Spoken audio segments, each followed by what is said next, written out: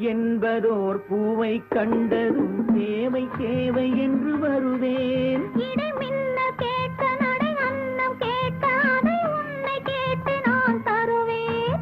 கொடுத்தாலும் என்ன எடுத்தாலும் என்ன ஒரு